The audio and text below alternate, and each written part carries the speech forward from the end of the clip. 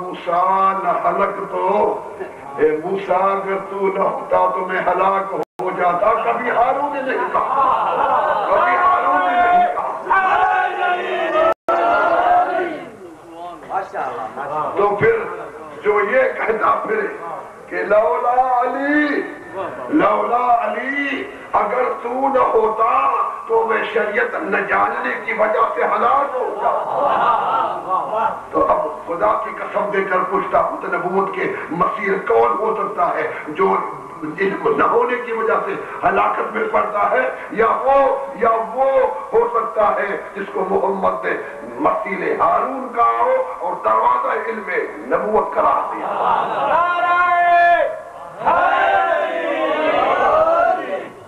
سمجھو، ہم قرآن اور حسین کو ساتھ لے رہے ہیں.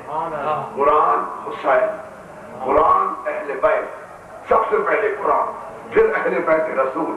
رسول اپنے جاتے ہوئے یہی نظام چھوڑا تھا. کیا چھوڑا تھا؟ فرمایا انی تارک فیکم الثقلین، کتاب اللہ و عترتی اہل بیت.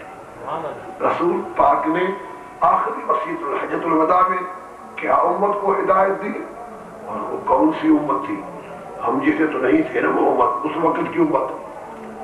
یہ بھی سمجھا دوں، جس مخلوق کے اندر رسول دو چیزیں چھوڑے جا رہے تھے اس وقت ہم تھے آگے. ہم رسول کے سامنے بیٹھے ہوئے تھے. کون تھے؟ اصحاب رسول. کون سامنے بیٹھے تھے اس وقت؟ ان کو حکم ہو رہا ہے کہ تمہاری ہدایت،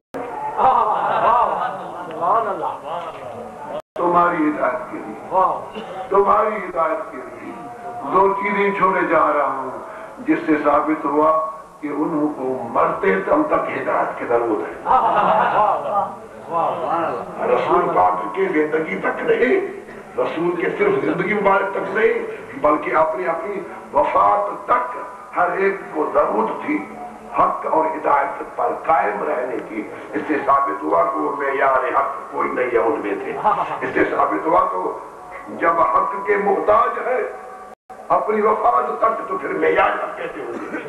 جو لوگ کہتے ہیں ان میں سے ہر ایک معیار حق ہے، جو انا کہتے ہیں ان میں سے ہر ایک معیار حق ہے. بھئی اگر معیار حق ہوتے تو رسول یہ کیوں فرما جاتے تو میں تمہاری ہدایت کے لیے، یعنی جب تک قرآن و علی سے نسیخ ہو گئے تو آپ کو ہدایت نہ ہونے کے برابر.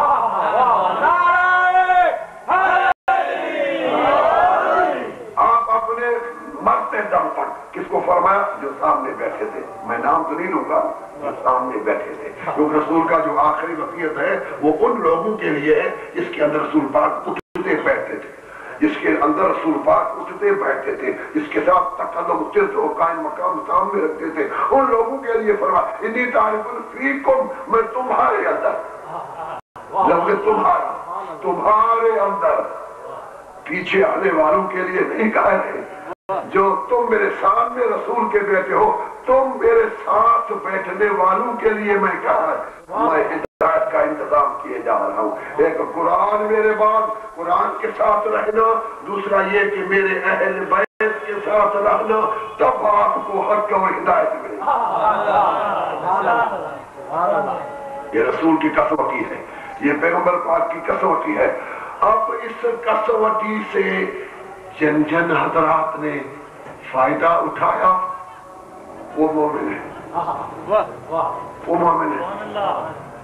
جس صحابہ کرام نے، جن پہ یہ رسول نے یہ وصیت فرمائی، جنہوں نے رسول کے آخری کلام پر ایمان لائے کہ رسول فرما جاتے ہیں میں تمہاری ہدایت کے لیے قرآن اور اہل بیت چھوڑے جاتا ہوں.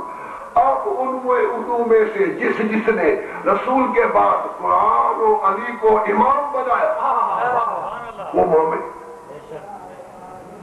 جنہوں نے قرآن کے احکام کو یعنی قرآن کے احکام کو پیچھے ہٹایا اور علی کو نہ صرف پیچھے ہٹایا بلکہ علی سے جنگ کر دی، بلکہ علی سے محاربت، جنگ.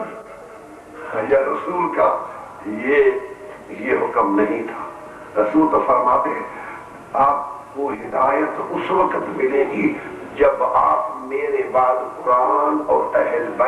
سے تمسک، ان کے پیچھے لگے رہو گے تو ہدایت ملے گی. جب بجائے پیچھے لگنے کے ان سے لڑا جائے تو یقین رکھو ان کو ہدایت حق نصیب نہیں ہو سکتی. تو جن لوگوں نے علیہ السلام سے جنگ کی یا جن لوگوں نے امام حسن علیہ السلام سے جنگ کی یا جن لوگوں نے جناب زہرا سلام اللہ علیہا کی مخالفت کی یا جن لوگوں نے جناب زہرا پاک بطول فاطمہ زہرا صلوات اللہ و سلام اللہ علیہا سے مخالفت کی یا جس نے سید الشہداء مظلوم کربلا قتیل نینوا سے محاربت اور جنگ کی تو وہ اکبر نہیں ہو سکتے. کیوں کہ رسول خدا صلی اللہ علیہ وآلہ وسلم نے حق اور ہدایت کے لیے دو امام بنائے، ایک قرآن، دوسری اپنی اطرت و اہل بیت. اس رسول کی آخری وصیت کو ہم شیعان اہل بیت نے مضبوط طریقے سے تھاما ہے. ہر محفل میں ہر مقام پر ہم اعلان کرتے ہیں قرآن علی کے ساتھ ہے، علی قرآن کے ساتھ، حسن قرآن کے ساتھ ہے، قرآن حسن کے ساتھ ہے، قرآن فاطمہ کے ساتھ ہے، فاطمہ قرآن کے ساتھ ہے، حسین قرآن کے ساتھ ہے، قرآن حسین کے ساتھ. یہ تعلیم رسول ہے، یہ تعلیم رسول ہے. سید الشہداء مظلوم کربلا کو کچھ لوگ جانتے بھی نہیں، کہتے ہیں کہ یہ سیاسی لیڈر تھے، سیاست کر رہے تھے، حصول حکومت، حصول کرسی کے لیے اٹھ کھڑے ہوئے تھے. حالات سراسر اپنے اکابر کے بھی